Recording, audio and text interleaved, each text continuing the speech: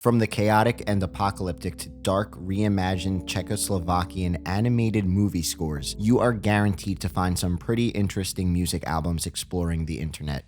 So today, I invite you to travel with me once again as we explore 6 mysterious and surreal music albums. Before we begin, I just wanted to announce that Vapor95 and I are teaming up for a gigantic giveaway of Vaporwave vinyl, tapes, mini discs, CDs, a $150 gift card, and more to celebrate the inclusion of the remaining Catskill Records inventory over at their shop. For a chance to win it all you have to do is follow or already follow both Vapor95 and myself, Pat Chennington, on Instagram, and enter via the sign-up form, which is in the link in the description below. No purchase necessary, and the winner will be chosen randomly from entries on July 30th. And lastly, you can check out today's topic in written form over at their Darknet blog as well.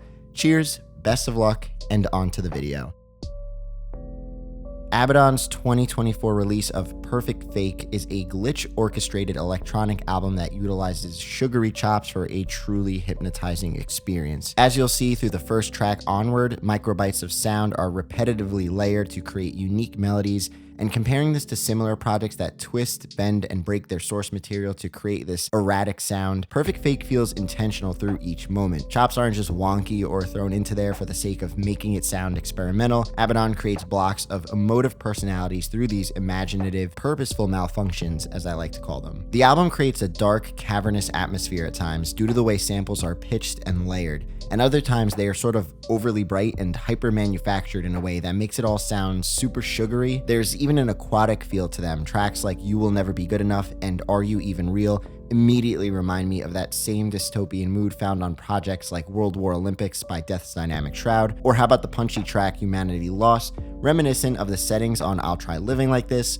or the sound collaging environments of projects like Click With My Eye by iClick. And I don't want to just compare this to similar works though, as Perfect Fake is genuine and unique in its own way. The tracklist contains different moods from song to song and doesn't lock itself onto one type of emotion or feeling. Constantly enigmatic, Perfect Fake finds a perfect home over at the Geometric Lullaby label that specializes in these dark, mysterious album releases. It was also paired with this gorgeous 180-gram limited edition vinyl release, now long sold out. Also, a quick little bonus side note here, another Abdon release that I found myself obsessed with for a bit was Blue. Energy-wise, this is completely different from Perfect Fake, with only 3 tracks that feature these unbelievably beautiful and haunting classical ballroom-esque pieces. If you like Everywhere at the End of Time, you'll really love this one. But yeah, ultimately showcasing Abdon's diverse range in their discography. Definitely check it out. Based on an old folktale, the trippy 1980 Czechoslovakian animated film The Bloody Lady follows the story of a noblewoman accused of murdering hundreds of girls and women, allegedly bathing in their blood, hoping to remain eternally young. The film begins like a classic Disney fairy tale, but eventually takes a dark turn towards tragedy. In 2023, after moving to Los Angeles, electroacoustic composer Claire Rousset would begin crafting a reimagined score for the film. Upon completion, Rousset would present an 11-track album that wanders through the themes, feelings, and energy of the film's multi-layered nature. Sounds are incredibly delicate yet prominent. Rousset has developed a magnificently moody ambient score that includes field recordings from forests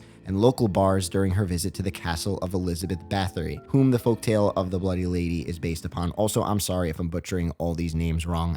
I'm so bad with stuff like that. Each track is atmospherically sharp, with an ominous feeling that brews through layers of granular VST synths, piano, pitch down violin, and those aforementioned field recordings. For the inaugural performance of Rousset's reimagined score, a screening of the film alongside Rousset performing the score live would take place at a film festival in Belgium, and is noted as giving a new light and life to the over 40-year-old film. The album has also been released on vinyl and CD, which you can find on Rousset's Bandcamp page. The packaging features the colorful yet disturbing illustrations found in the film. This morning, I had consumed a McDonald's breakfast, but listening to this album made me realize that it was Ronald who had consumed me. A McDonald's-themed Mallsoft album is what we have here on the release Food Court by Donald McRonald. Originally released digitally in 2020 on the Florida-based Adeptus Minor label, the interestingly quaint and distant audio project placing you center stage of a food court in the 90s was reinvigorated back in 2023 on the Celadon Plaza label under the Combo Meal Edition, which includes 2 bonus tracks, Food Court, Hallucinations, and Bonus Menu. I am a sucker for relaxing and dusty-sounding Mallsoft Mallsoft projects, and Food Court is as appetizing as it gets. For those who don't know, Mallsoft is a subgenre of vaporwave that focuses on comforting sounds and samples blasted with reverb, all to create a grand, atmospheric feeling as if you are in a department store or a mall. With Food Court specifically, visions of being alone late at night in a mall food court come to life in a dreamlike scenario where it's way past closing hours, yet every single food joint is open and ready to take your personalized order, and you know you're getting a Big Mac. Food Court's hazy sound texture makes the nostalgic feelings on this project hit an all-time high. It's a short listen, but packs a colorful yet subdued punch with smooth jazz samples slowed down and cooked to the perfect crisp. Foggy, lonely horns emphasizing the emptiness in tracks like Please Recycle, and crunchy bass lines on tracks like Fountain for a little bit of funk to satisfy any hunger. Celadon Plaza would release 2 cassettes of this album, which I actually have one of them in my collection that they sent me a while back. The Obi strip on a cassette is always a nice touch, and I did do an unboxing of everything they sent over, including some really great vinyl releases, so check that video out if you want to see some more awesome physicals from a label who has really brought us some solid releases over these past couple of years. Before we continue this video, I just want to give a quick shout out to everyone over at the Club Chennington Discord server and Patreon page. A big thank you to everyone who supports me. It truly means the world to me. Thank you so much. To become a member, check out my Patreon page, which is in the description below.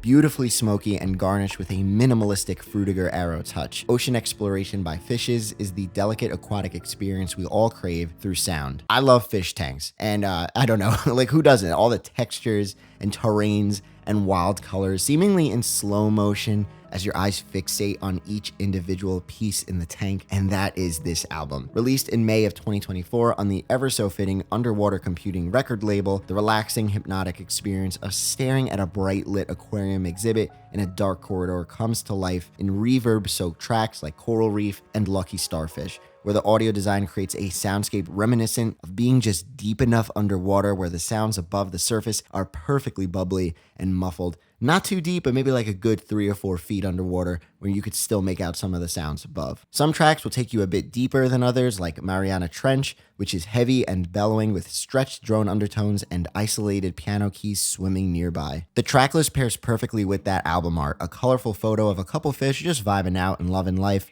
Like I said before, sounds feel deep, smoky, but constantly soothing and relaxing. If you're looking for an ambient journey that feels underwater at all times, check this gem of a project out. Underwater Computing did release a cassette and mini disc of the album, both long sold out. I would love to see this get the vinyl treatment one day. This would definitely fit on a single LP, but splitting this up onto a double just to give it some gatefold packaging would be really sweet. I'm sure there's a lot you can do with that. You can literally put a whole dang fish tank in that gatefold photo. Would be really awesome. Give me a little, a couple little fishes, some coral, throw a little crab in there.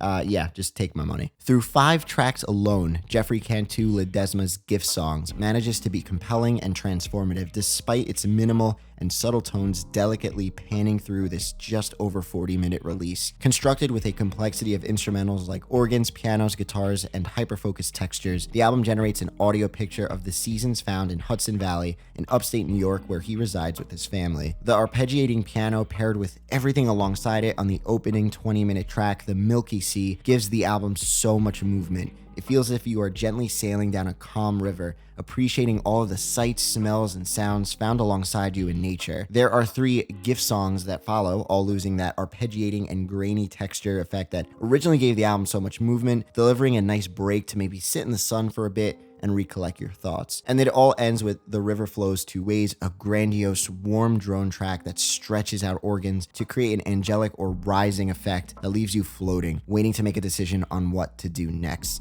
An audio crossroads presented to you through the track's title. The album was given 2 vinyl releases. The cobalt blue vinyl is long sold out, but the black vinyl is still available for purchase for anyone looking to add some extremely meditative, relaxing, and thought-provoking electronic ambient work to their music collection. That deep, vivid blue is breathtaking and matches the album's powerful quality and sound design. Like I mentioned earlier, the album is a delicate journey, but it is impossible to deny its presence as an almost angelic, mystifying source of power holding your hand through its 5 tracks. Enjoy getting lost in this beauty of a release. Similar to an earlier entry in this video that reimagined a previous story, The Bloody Lady, Locrian's The Crystal World is a crushing apocalyptic sound experience titled after a sci-fi novel from the 60s that explores the story of a physician sent to a remote African outpost only to find a strange phenomenon occurring in the jungle, crystallization, along with everything that the jungle touches. This release and its connection between the sounds, artwork, and story is impeccable. Everything works together so wonderfully and in sync. Bleak colors and sights flood the mind throughout the entire listening experience of this album. Locrian builds such a dark setting through multi-layered instrumentals and textures, combining all things black metal, noise, power electronics, and more. Tracks like Triumph of Elimination are simply horrifying, distorted textures, and a screaming voice to guide you through this barren wasteland. The over 10-minute long Elevations and Depths goes quite the opposite direction with bright design and sharp feelings throughout. The Crystal World constantly sees the Chicago experimental music group play with textures and tones to bring you to a world losing life right before your eyes, especially through that final, grueling track Extinction, which is just over 53 minutes long. Originally released in November of 2010, the album now has a 15th anniversary remaster, which I highly recommend you check out. A limited edition LP was also released alongside the remaster, pressed on a metallic silver and gold vinyl. For those addicted to finding adventures through sound, one specifically where you feel like you can almost touch the jagged, harsh terrain simply by hearing what is coming through your headphones, The Crystal World is an immersive ride from start to end. Check out my almost 2.5-hour long deep dive into the Caretakers Everywhere at the end of time here, or this video that explores one of the most interesting subgenres I've ever heard, and I'll catch you over there. Thanks so much for watching, and until next time, much love, your boy, Pat Chennington.